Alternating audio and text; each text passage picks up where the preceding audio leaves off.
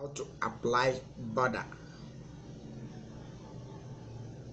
You highlight the text involved, you go to page layout, you come to page border, you click, the dialog box will appear, you choose border tab, you just click. Now you have the settings, you have none, box, shadow. Let's use box. You click box. Now you set the line style, you scroll for more.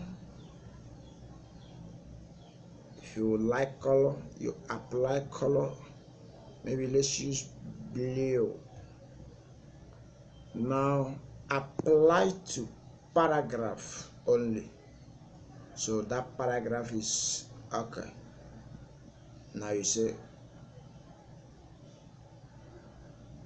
okay, here is it.